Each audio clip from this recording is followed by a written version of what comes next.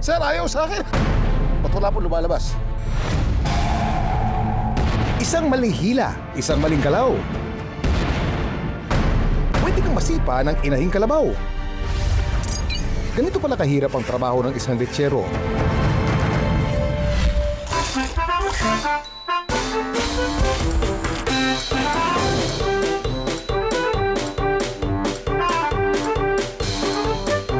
Alam niyo ba na mga lechero o lechera, kung babae, ay yung mga tradisyonal na milkmen ng Pilipinas noong unang panahon? Ang salitang lechero ay hango sa salitang Espanyol na leche, nang ibig sabihin naman ay gatas o milk. Ang ginagawa nila, naglalako ng sariwang gatas ng kalabaw sa mga bahay-bahay. At sa araw na to, ako muna ang lechero ninyo. Let's go!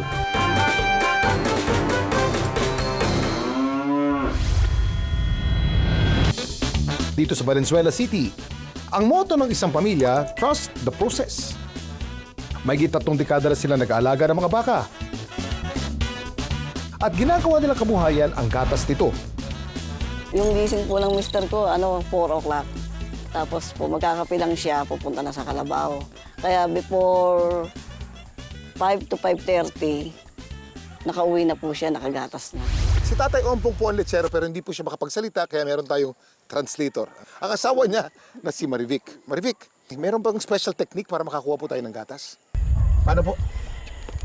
Yun daw pong pagbatak ng dede ng Kalabaw. Pagbatak ng dede ng kalabaw, ano po dapat gawin? Mahinahon daw po. Mahinahon. Bago katasan ng inahing kalabaw, kailangan munang pasusuin ang anak nito para bumaba ang gatas.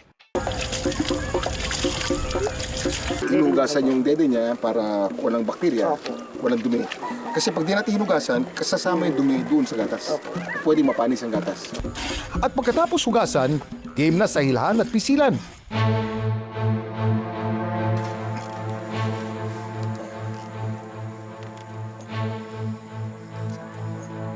Parang wala.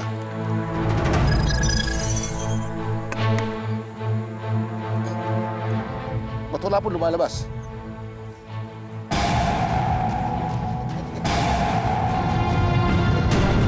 May kilala ba kayo ang trabaho ay pagiging lechero? Hindi po yung nagbebenta ng lechon. Yun ang tawag sa naggagatas o nagbebenta ng gatas. Kakayanin ko rin kaya maging lechero. Let's go!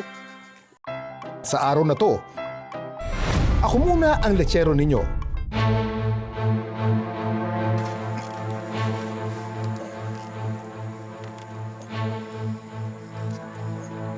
Parang wala.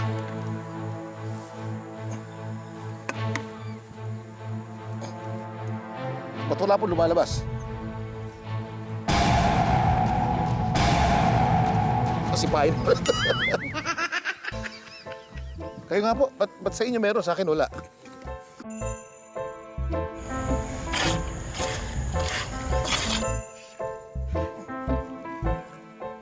Pag siya meron. Akin mo. Sir, ayaw sa akin. Oh, magic. Pagka siya, meron. Dapat ang squeezing motion pala nito, pahila. Hindi dapat pinipis lang.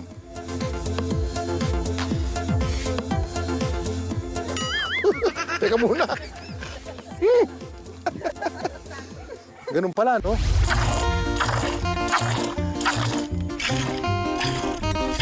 Nung wala pang glass bottles, kadalasang nilalagay sa clay jars o banga ang fresh milk sa Asia, Middle East, Africa at Europe. Ang mga clay jar kasi ay may maliit na butas na nakakatulong para lumamig ang lamang gatas. Ang dami mong alam, Kuya Kim. Sila Tatay Ompong at Nanay Marivic. Sa mga bote nila nilalagay ang mga gatas. Pinakukuluan nila ito para ma-sterilize ang gatas.